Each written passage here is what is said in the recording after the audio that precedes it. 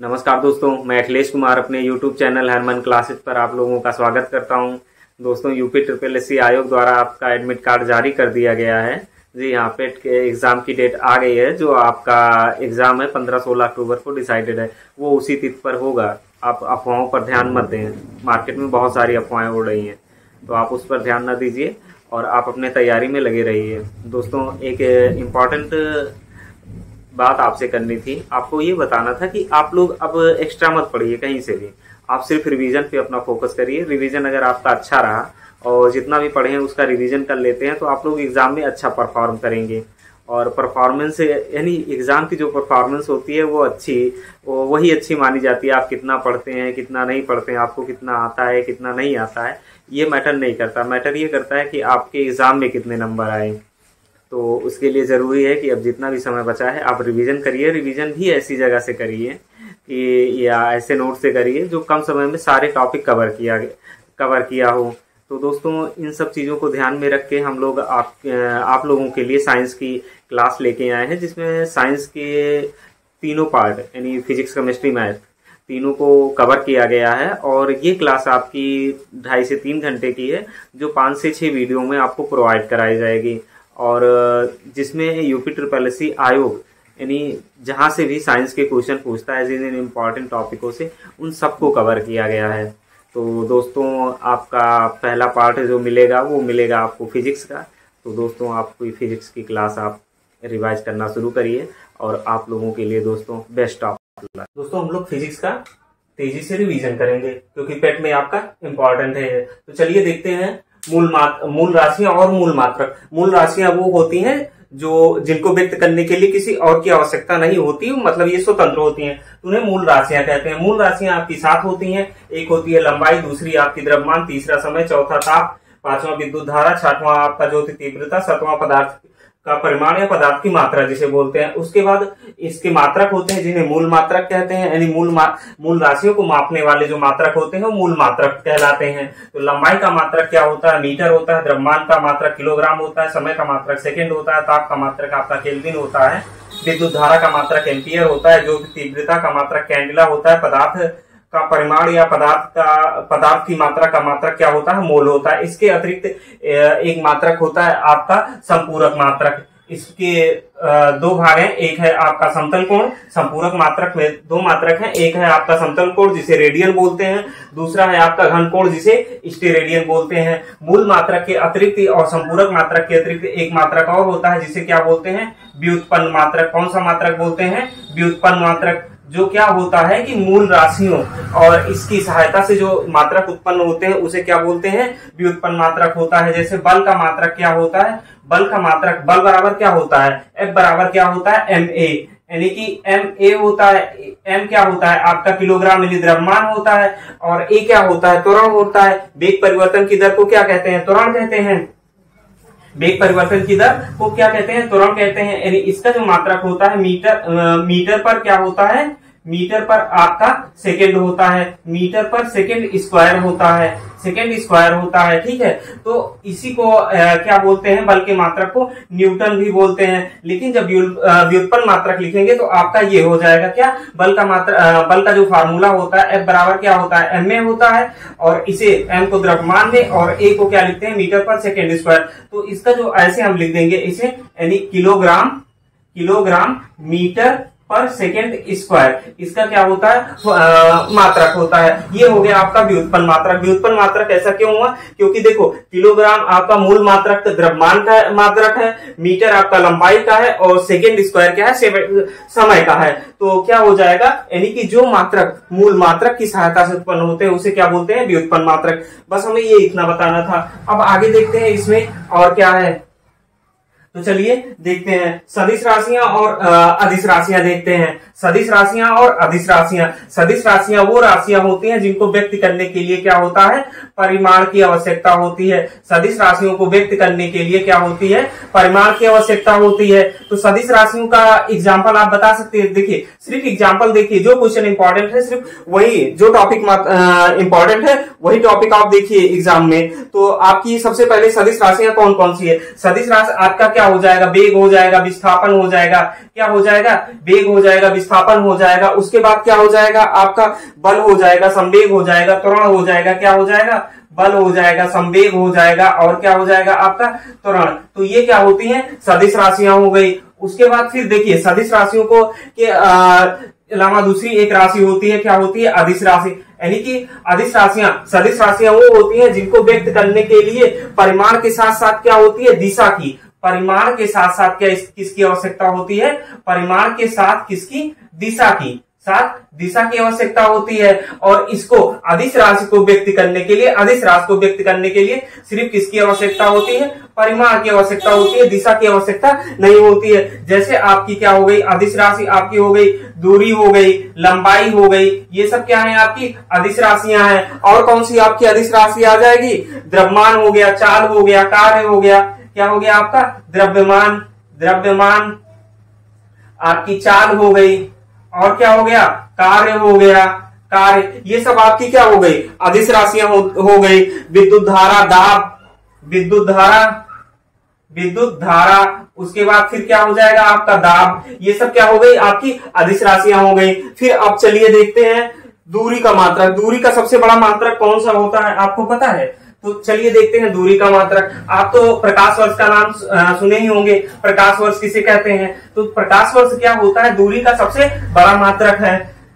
प्रकाश वर्ष क्या होता है, दूरी का सबसे बड़ा मात्रक होता है। ये क्वेश्चन एग्जाम में पूछा जाता है कि प्रकाश वर्ष किसका मात्रक है, तो प्रकाश वर्ष किसका मात्रक है, आपका दूरी का, दूरी का ये बड़ा मात्रक है। यानी प्रकाश के द्वारा एक वर्ष में चली गई दूरी ही क्या कहलाती है, प्रकाश वर्ष कहलाती है। इसका जो मान होता है कितना होता है, 9.46 इंटू 10 टू पावर कितना होता है, 15 मीटर के इक्वल होता है। या इसे जब 10 मान लेते हैं तो इसे क्या कर देते हैं, 10 की पावर 16 मीटर, या फिर इसे आप ऐसे कर सकते हो 9.46 इंटू 10 टू पावर 12 आपका क्या हो जाएगा, किलोमीटर हो जाएगा। ये ऐसे भी पूछा जाता है। उसके अलावा एक खगोलीय दूरी भी मात्रक होती है, क्या होती है, खगोलीय दूरी। ये देख ली, क्योंकि ये देखो ये जो भी हम बता रहे हैं ये सब इंपॉर्टेंट है, सिर्फ इंपॉर्टेंट ही क्वेश्चन का यहाँ डिस्कशन किया जा रहा है। खगोलीय दूरी, खगोलीय दूरी क्या होता है, पृथ्वी और सूर्य के बीच की जो दूरी हो, मापने की जो इकाई होती है वो क्या होती है, खगोलीय होती है। यानी खगोलीय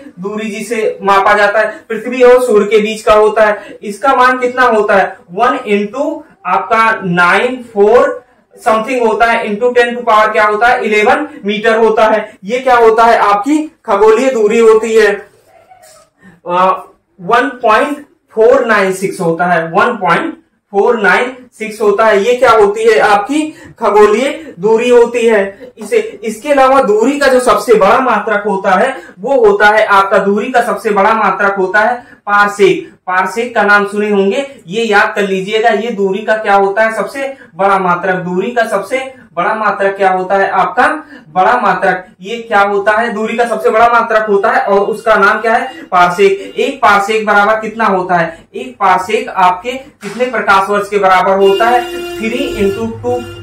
3.26 प्रकाश वर्ष के क्या होता है, बराबर होता है, प्रकाश वर्ष के बराबर होता है। ये पूछा जाता है कि प्रकाश वो पारसेक या दूरी का सबसे बड़ा मात्रक किसे कहते हैं, तो वो पारसेक होता है। और पारसेक कभी कभी ये भी पूछ लेते हैं कि एक पारसेक कितने के बराबर होता है, तो 3.26 प्रकाश वर्ष के बराबर होता है। अब चलिए आगे देखते हैं, ये इतना हो गया। इसके अतिरिक्त कुछ और भी राशियां होती हैं जिनको मापने के लिए कुछ का प्रयोग किया, मतलब कुछ यूनिट का प्रयोग किया जाता है जिसे हम 10 टू पावर के रूप में लिखते हैं। जैसे आप सुने होंगे फर्मी हो गया, पीको हो गया, तो ऐसे होते हैं। तो सबसे पहले चलिए देखते हैं। अब देखो एक आप exa 10 to power 18, 10 to power आपका क्या होता है 18, 10 टू पावर 18, 10 टू पावर 18 क्या होता है एक्सा। एक्सा ये 10 टू पावर 18 मीटर होता है, नहीं सॉरी 10 टू पावर 18 होता है, इसे एक्सा बोलते हैं। ये सबसे बड़ा मात्रक होता है। उसके बाद यहाँ पे देखो एटो, एटो क्या होता है, एटो होता है आपका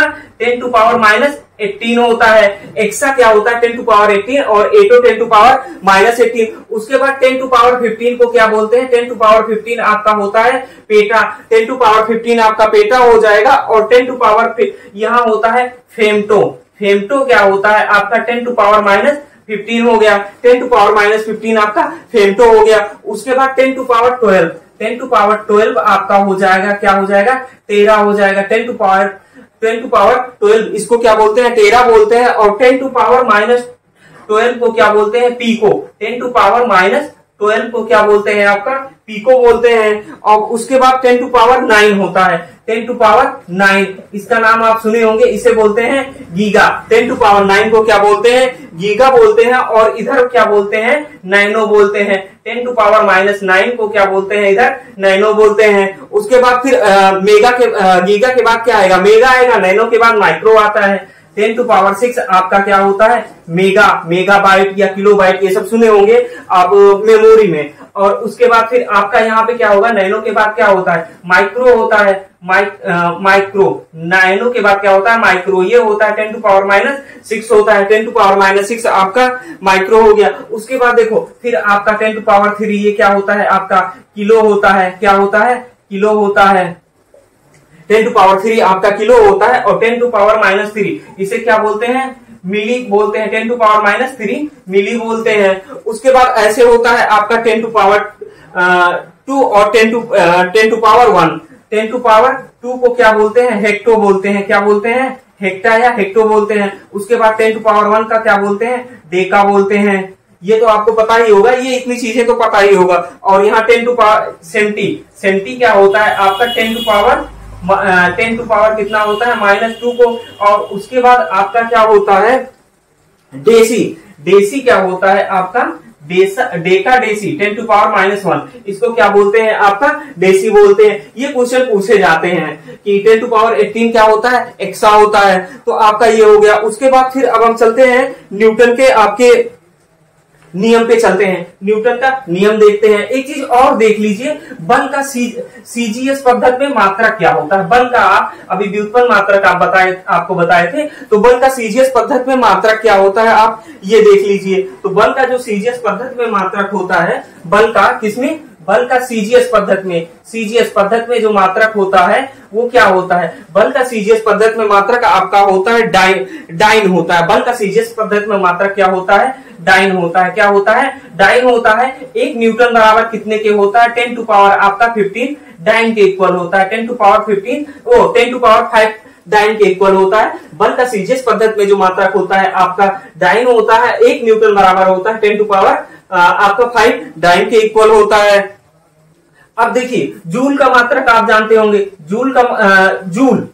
जूल किसका मात्रक है, जूल आपका क्या है, कार्य का मात्रक है। जूल किसका मात्रक है, कार्य का मात्रक है। और 1 जूल बराबर कितने के होता है, 1 जूल बराबर होता है 10 to power 1 joule. 1 joule equal to होता है 10 टू पावर आपका 5 अर्घ के इक्वल होता है। कितना, 10 टू पावर 5 अर्घ के इक्वल होता है। और ये जो आपका ये मात्रक है, ये कार का मात्रक है। ये किसमें, सीजीएस पद्धति में है। सीजीएस पद्धति में ये कार का मात्रक है, ये अर्घ है दोस्तों।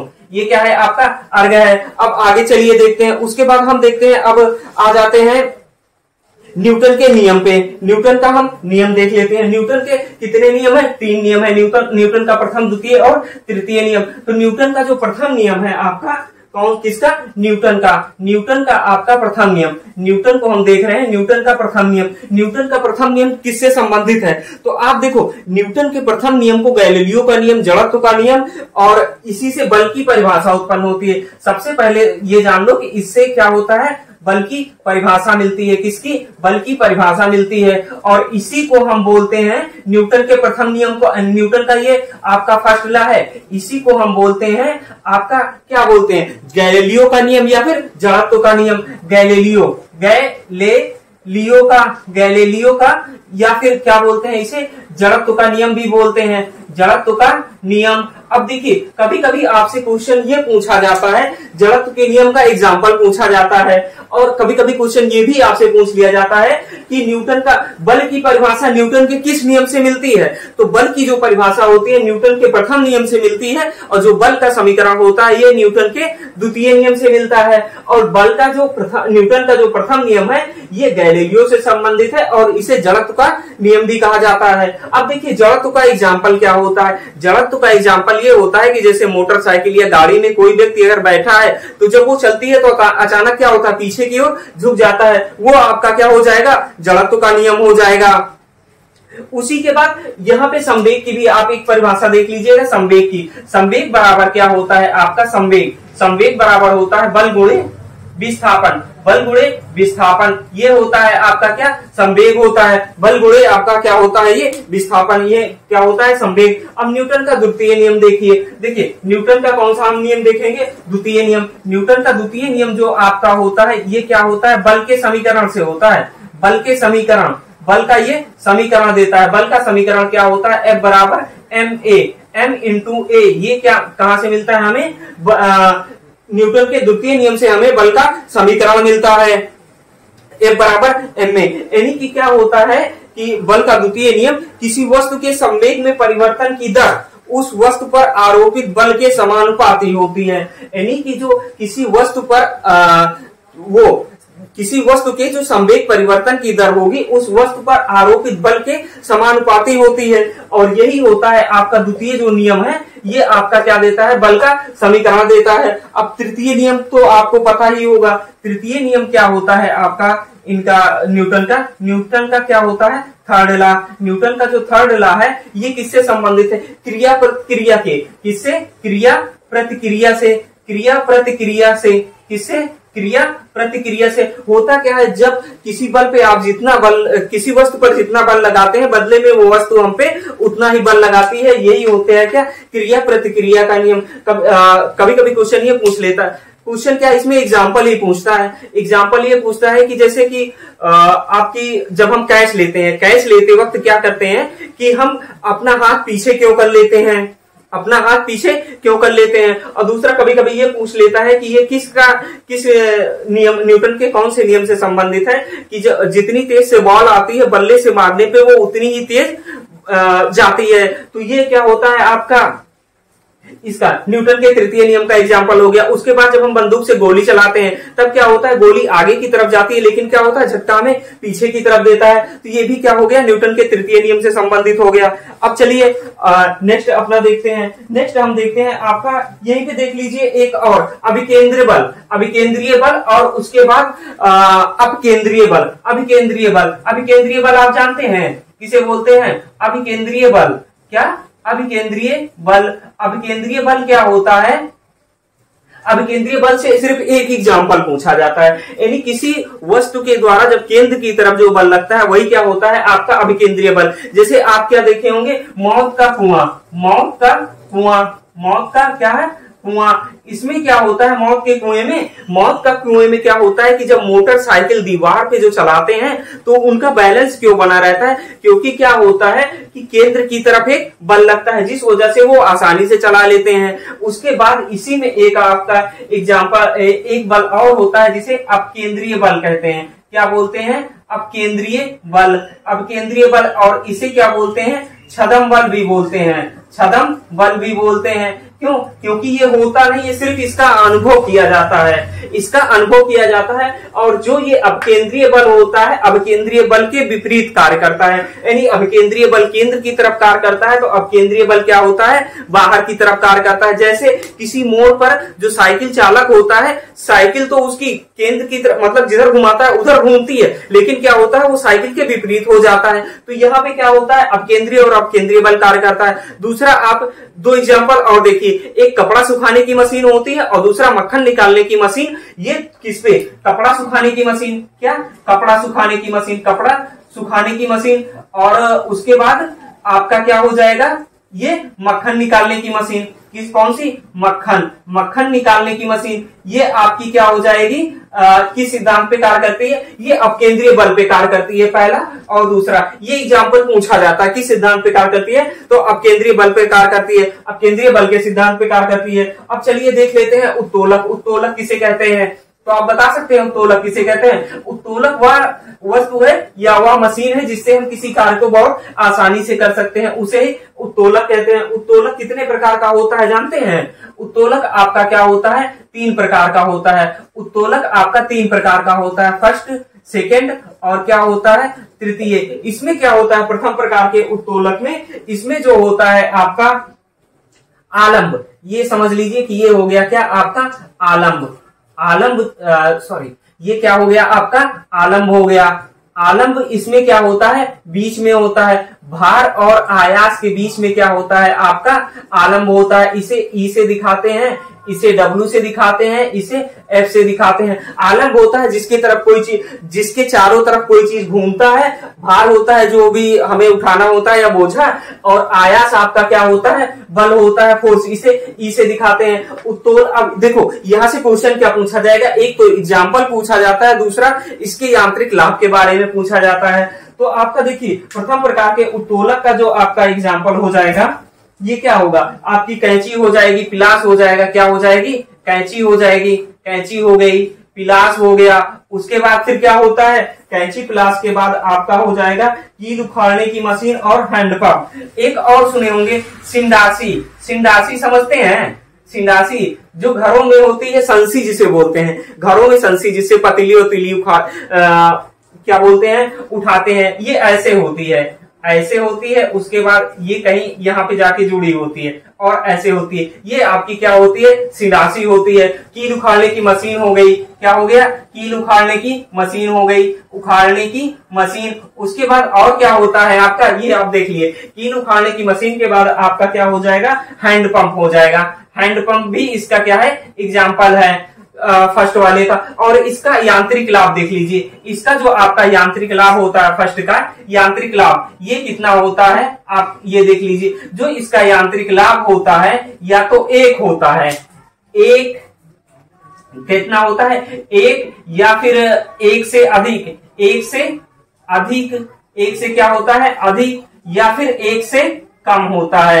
यानी ये एक से अधिक या एक से कम होता है इसका यांत्रिक लाभ। प्रथम प्रकार के उत्तोलक में क्या होता है, आलम्ब जो होता है आयास और भार के बीच में होता है। इसका एग्जांपल देख लीजिए, आपकी कैंची हो गई, क्लास हो गई, सिंडासी हो गई, कील उखाड़ने की मशीन हो गई और हैंडपंप हो गया। इसका यांत्रिक लाभ क्या होता है, या तो एक के बराबर होता है, या तो एक से अधिक होता है, या तो एक से कम होता है। उसी के बाद हम चलते हैं, देखते हैं द्वितीय आपका क्या उत्तोलक। द्वितीय प्रकार के उत्तोलक में क्या होता है, जो आपका भार होता है। द्वितीय प्रकार के उत्तोलक में आपका ये भार जो होता है, ये बीच में होता है आयास, आयास जिसे हम क्या कहते हैं, ई, आपका किनारे होता है। और ये आपका आलम्ब, आलम्ब भी क्या होता है, किनारे होता है। तो इसका एग्जाम्पल बता सकते हैं आपका, आप इसका एग्जाम्पल ये देखिए, सरौता देखिए। जो सरौता क्या होता है, भार, सरौता जो सुपारी काटने वाला होता है, सुपारी हम क्या रखते हैं, बीच में रखते हैं ना, सुपारी बीच में रखते हैं भाई, ऐसे ही तो आपका सरौता होता है करीब ऐसे। तो यहाँ पे ये क्या हो जाएगा, ये आपका हो जाएगा आलम्ब हो जाएगा, क्या हो जाएगा, आलम्ब हो जाएगा। यहाँ हम पकड़ते हैं तो ये क्या हो गया, आपका आयास हो गया। और यहाँ पे हम सुपारी रखते हैं तो ये क्या हो गया, आपका भार हो गया। यानी क्या हो गया आपका ये सरौता। इसका जो एग्जाम्पल हो जाएगा आपका सरौता हो गया। और उसके बाद क्या हो गया, नींबू निचोड़ने की मशीन हो गई, क्या हो गई, नींबू निचोड़ने की मशीन, नींबू निचोड़ने की मशीन हो गई। उसके बाद एक चीज और जानते हैं, निचोड़ने की मशीन, एक आप कूड़ा ढोने वाली गाड़ी देखे हैं, कूड़ा ढोने वाली, जो एक पहिए की कूड़ा ढोने वाली गाड़ी, एक पहिए की कूड़ा ढोने वाली गाड़ी, एक पहिए की कूड़ा ढोने वाली गाड़ी, कूड़ा ढोने वाली गाड़ी हो गई। ये आपका इसका एग्जाम्पल हो गया। इसका जो यांत्रिक लाभ होता है, आप ये देख लीजिए, हमेशा एक से अधिक होता है। इसका यांत्रिक लाभ, यांत्रिक लाभ जो इसका होता है, यांत्रिक लाभ वो क्या होता है, हमेशा एक से अधिक होता है, एक से क्या होता है, अधिक होता है। इसका यांत्रिक लाभ क्या होता है, एक से अधिक होता है। ये इतना याद रखिएगा। देखिए सेकंड प्रकार के उत्तोलक में क्या होता है, भार बीच में होता है, आयास और आलम्ब के बीच में क्या होता है, भार होता है। एग्जाम्पल सरौता, नींबू निचोड़ने की मशीन और एक पहिए की कूड़ा ढोने वाली मशीन। और इसका यांत्रिक लाभ क्या होता है, एक से अधिक होता है। ऐसे ही वह क्वेश्चन पूछे जाएंगे, जो भी पूछे जाएंगे आपके वो लीनियर क्वेश्चन होंगे, कोई विशेष वो नहीं होगा, हाँ वो फैक्ट वाले होंगे। तो ये हो गया। अब तृतीय प्रकार का आप उत्तोलक देख लीजिए। तृतीय प्रकार के उत्तोलक में क्या होता है कि आपका क्या हो गया, ये थर्ड प्रकार का उत्तोलक। तृतीय प्रकार के उत्तोलक में जो क्या होता है, अभी तक आपने देखा भार में बीच में आया, आयास बीच में, वो आलम्ब बीच में आया। इसमें क्या होता है, आयास बीच में होता है। क्या होता है, आयास, जिससे किसे डिनोट करते हैं, ई से। आयास बीच में होता है और ये आलम्ब और भार के क्या होता है, बीच में क्या होता है, आयास होता है थर्ड प्रकार के उत्तोलक में। इसका एग्जाम्पल आप देख लीजिए, चिमटा और मनुष्य का हाथ, चिमटा और मनुष्य का हाथ। क्या देख लीजिए इसका एग्जाम्पल आप, चिमटा और मनुष्य का हाथ। ये क्या हो जाएगा आपका उसका एग्जाम्पल हो गया। चिमटा समझ रहे हैं ना, रोटी का चिमटा, चिमटा और क्या होता है, मनुष्य का हाथ, मनुष्य का हाथ, ये मनुष्य का हाथ, ये क्या हो गए, किसके एग्जाम्पल हो गए, आपके थर्ड प्रकार के उत्तोलक का। इसका जो यांत्रिक लाभ होता है, यांत्रिक लाभ, यांत्रिक लाभ क्या होता है, इसका 1 से कम होता है, 1 से कम होता है हमेशा। इसका यांत्रिक लाभ क्या होता है, 1 से कम हो गया होता है। अब चलिए उत्तोलक देख लिए। उत्तोलक के बाद अब आप देख लीजिए कुछ जैसे जो संतुलन होता है, जो भी कोई चीज रखते हैं वो संतुलित कैसे होती है, यानी हम देखेंगे इस, अब आगे देखेंगे संतुलन की शर्तें। क्या देखेंगे, संतुलन की शर्तें। संतुलन की कितने शर्तें होती हैं, तो देखिए संतुलन की मुख्यतः 2 शर्त होती है। स्थायी संतुलन की शर्तें देखेंगे, स्थायी संतुलन की शर्तें, स्थायी संतुलन की शर्तें देख रहे हैं। स्थायी संतुलन की शर्तों में आपकी पहली शर्त क्या है, कि पहली शर्त है वस्तु का गुरुत्व केंद्र अधिक से अधिक नीचा होना चाहिए। वस्तु का जो गुरुत्व केंद्र है, वस्तु का गुरुत्व केंद्र अधिक से अधिक क्या होना चाहिए, नीचा होना चाहिए। अधिक से अधिक क्या होना चाहिए, नीचा होना चाहिए। अधिक से अधिक नीचा होना चाहिए, नीचा होना चाहिए। अगर अधिक से अधिक गुरुत्व केंद्र नीचे रहेगा तो वो वस्तु ज्यादा स्थायी रहेगी। उसके बाद द्वितीय शर्त इसकी क्या है, द्वितीय शर्त है इसकी कि गुरुत्व केंद्र से होके जाने वाली जो ऊर्ध्वाधर रेखा है वस्तु के आधार से गुजरनी चाहिए। गुरुत्व केंद्र से होकर जाने वाली जो रेखा है, गुरुत्व केंद्र से होकर जाने वाली आधार रेखा, होकर जाने वाली, आप गुरुत्व केंद्र से होकर जाने वाली ऊर्ध्वाधर रेखा, कौन सी, ऊर्ध्वाधर आपकी जो रेखा है, ये रेखा वस्तु के आधार से होके जानी चाहिए। वस्तु के आधार से होकर जानी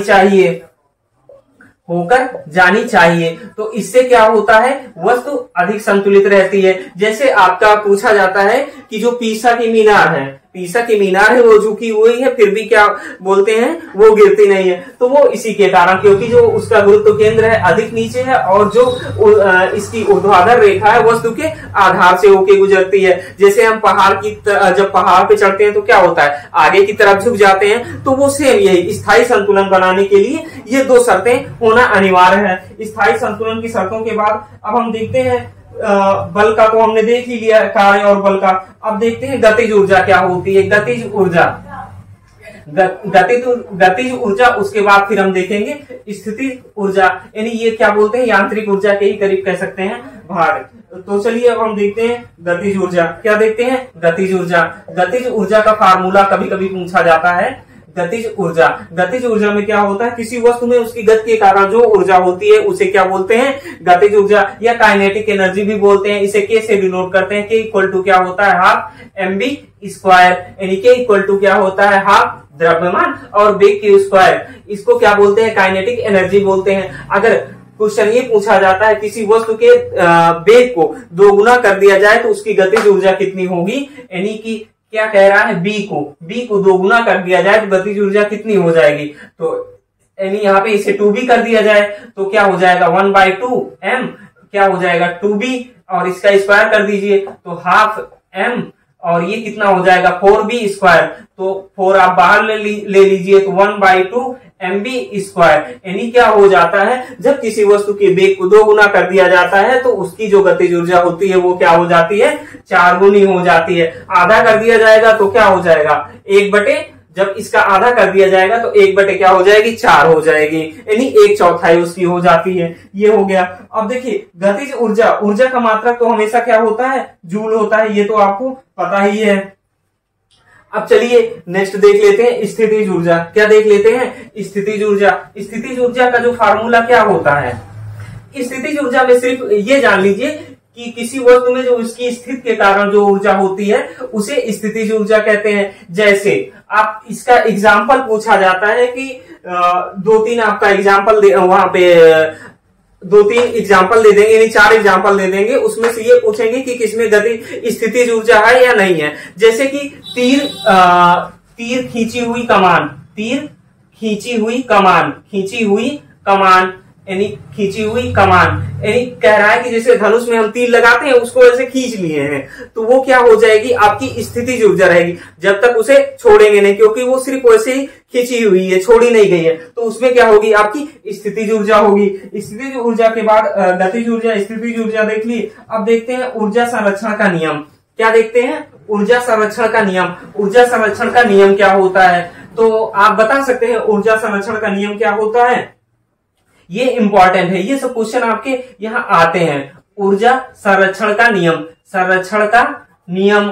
तो ऊर्जा संरक्षण का नियम ये बताता है कि ऊर्जा को ना तो उत्पन्न किया जा सकता है ना ही नष्ट किया जा सकता है। जो ये ऊर्जा है ना ही ये क्या की जा सकती है, उत्पन्न की जा सकती है, और ना ही इसे क्या किया जा सकता है, नष्ट किया जा सकता है, बल्कि एक रूप से क्या होता है, एक रूप से इसे दूसरे रूप में बदला जा सकता है, यानी परिवर्तित किया जाता है, दूसरे रूप में परिवर्तित किया जाता है। इसके कुछ आपके एग्जाम्पल हैं, जैसे डायनेमो।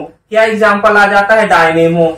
डायनेमो क्या करता है, आप ये हमें बताइए कि डायनेमो क्या करता है। डायनेमो जो होता है यांत्रिक ऊर्जा को किसमें, विद्युत ऊर्जा में कन्वर्ट कर देता है। यांत्रिक ऊर्जा को किसमें कन्वर्ट कर देता है, आपका विद्युत ऊर्जा में। किसमें, विद्युत ऊर्जा में ये कन्वर्ट कर देता है। डायनेमो जो है यांत्रिक ऊर्जा को किसमें कन्वर्ट कर देता है, विद्युत ऊर्जा में कर देता है। उसके बाद फिर आप देखिए मोमबत्ती। मोमबत्ती तो सब जलाते होंगे, मोमबत्ती या फिर आप कह सकते हैं चिमनी या चिराग। मोमबत्ती हो गया, मोमबत्ती या फिर कह सकते हैं चिमनी, चिमनी या फिर गांव में क्या बोलते हैं इसे, चिराग भी बोलते हैं। तो ये क्या होता है, रासायनिक ऊर्जा को किसमें कन्वर्ट करता है, आपका प्रकाश और ऊष्मा ऊर्जा में। रासायनिक ऊर्जा को किसमें कन्वर्ट करता है, रासायनिक ऊर्जा को ये किसमें कन्वर्ट करता है, आपका रासायनिक ऊर्जा को प्रकाश एवं ऊष्मा में। प्रकाश एवं ऊष्मा में ये क्या करता है,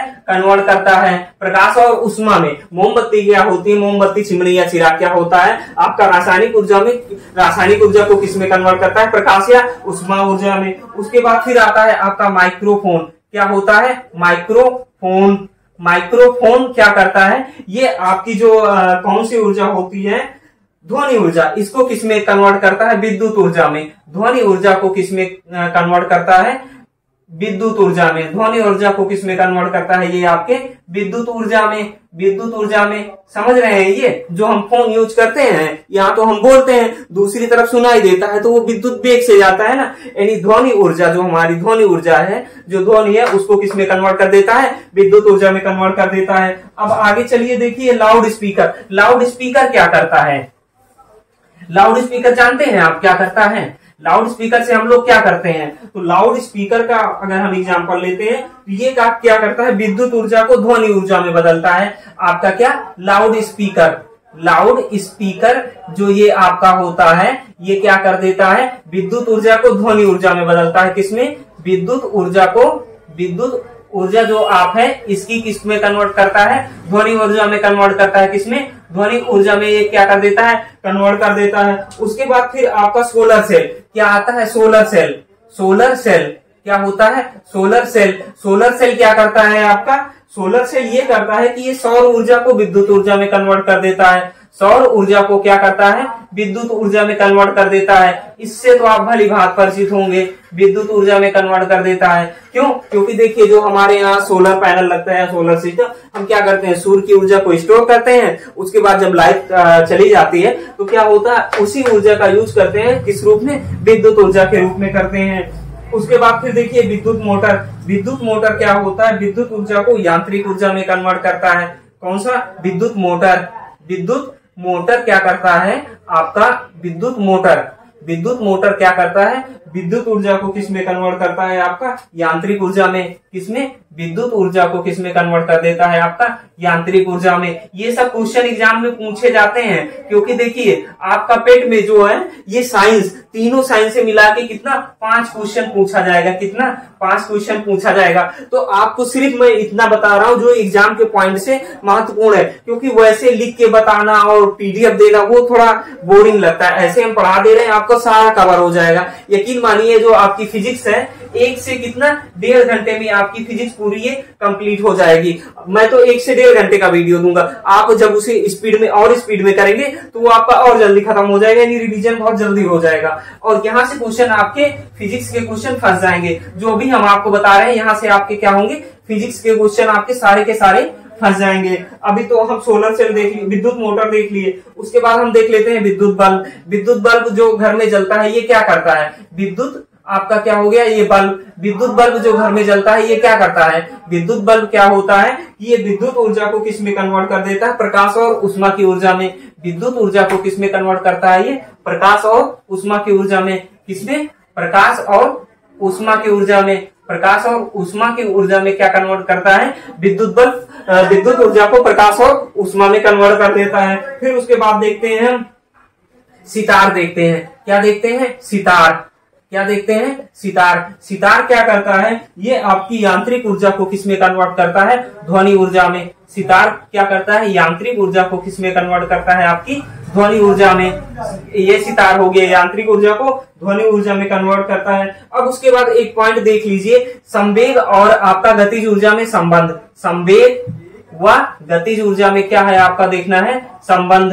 गतिज ऊर्जा में आपका संबंध क्या है, गतिज ऊर्जा में संबंध किसमें, ये संवेग और गतिज ऊर्जा में आपका संबंध देखता है। संवेग को किससे दिखाते हैं आप, संवेग को P से दिखाते हैं, गतिज ऊर्जा को किससे, K से दिखाते हैं। तो चलिए देखते हैं संबंध क्या होता है। यानी kinetic energy K equal to क्या होता है, P स्क्वायर अपॉन 2m होता है, ये आपका संबंध होता है। गतिज ऊर्जा इज इक्वल टू हो जाएगा संवेग का स्क्वायर बटे 2 गुणे द्रव्यमान होता है। यानी अगर कह दिया जाए कि संवेग को 2 गुना कर दिया जाए तो गतिज ऊर्जा कितनी हो जाएगी, यानी P इक्वल टू अगर 2 कर दिया जाए तो आपका K कितना हो जाएगा, ये 4 गुना हो जाएगा। कितना, 4 गुना हो जाएगा। P को 2P कर दिया जाए तो संवेग कितना हो जाएगा, 4 गतिज ऊर्जा कितनी हो जाएगी, 4 गुनी हो जाएगी। ऐसे क्वेश्चन पूछे जाते हैं। तो संवेग व गतिज ऊर्जा में संबंध का जो फार्मूला होता है K इक्वल टू होता है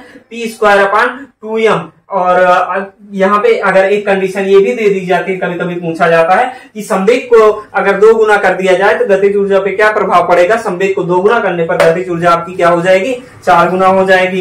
तो चलिए अब नेक्स्ट टॉपिक देखते हैं, शक्ति। शक्ति किसे कहते हैं, शक्ति तो आपको पता होगा किसे कहते हैं, शक्ति पता है। शक्ति यानी क्या होता है कि कार्य करने की दर को क्या कहते हैं, शक्ति कहते हैं। कार्य करने की जो दर होती है उसे क्या कहते हैं, शक्ति कहते हैं। शक्ति ये आपका पूछा जा रहा है शक्ति, तो ये क्या होता है, कार्य करने की दर। कार्य करने की दर को क्या कहते हैं, कार्य करने की दर को आप कार्य करने की दर को क्या कहते हैं, शक्ति कहते हैं, शक्ति कहते हैं। और देखिए कार्य करने की दर ये आपकी शक्ति हो गई। इसका जो मात्रक होता है, एसआई मात्रक, इसका जो मात्रक होता है वो क्या होता है, वाट होता है। ये इंपॉर्टेंट है, ये इतना याद कर लीजिएगा कि शक्ति का जो मात्रक होता है ये वाट होता है। और इसका एक मात्रक और भी होता है, अश्व शक्ति होता है। क्या होता है, अश्व शक्ति होता है, अश्व शक्ति, जिसे एचपी बोलते हैं, अश्व शक्ति। 1 एचपी बराबर कितने वाट के होता है, अभी चलिए आगे उसे देखते हैं। शक्ति बराबर होता है कार्य करने की दर ना, शक्ति को हम क्या कहते हैं, कार्य करने की दर, यानी शक्ति। शक्ति बराबर फिर आपका क्या हो जाएगा, कार्य बटे क्या हो जाएगा, कार्य बटे समय। और इसका मात्रक क्या होता है, कार्य का मात्रक क्या होता है, जूल, बटे समय का मात्रक क्या होता है, सेकेंड, यानी कि जूल प्रति सेकेंड। ये आपका क्या हो गई, शक्ति हो गई। और इसे क्या कहते हैं, वाट भी कहते हैं। और 1 हॉर्स पावर यानी इसे एचपी कहते हैं ना, तो 1 एचपी इज इक्वल टू होता है 746 वाट के। कितने, 746 वाट के होता है। 1 एचपी बराबर कितना होता है, 746 वाट की। शक्ति किसे कहते हैं, कार्य करने की दर को शक्ति कहते हैं। इसका मात्रक वाट होता है। इसे अश्व शक्ति से में भी मापा जाता है। शक्ति बराबर क्या होता है, कार्य बटे समय, जूल प्रति सेकेंड। इसका क्या हो जाएगा, मात्रक हो जाएगा, या इसे क्या कहते हैं, वाट भी कहते हैं। 1 एचपी बराबर 746 वाट के होता है। अगर इसे हम जूल में कन्वर्ट करें, 1 किलोवाट घंटा में अगर इसे कन्वर्ट करें, 1 किलोवाट घंटा, 1 किलो वाट घंटा, KWH 1 किलोवाट घंटा बराबर होता है 3.6 इंटू 10⁶ जूल के होता है। 1 किलोवाट घंटा क्या होता है, 3 इंटू 3.6 इंटू 10⁶ जूल के होता है, या 1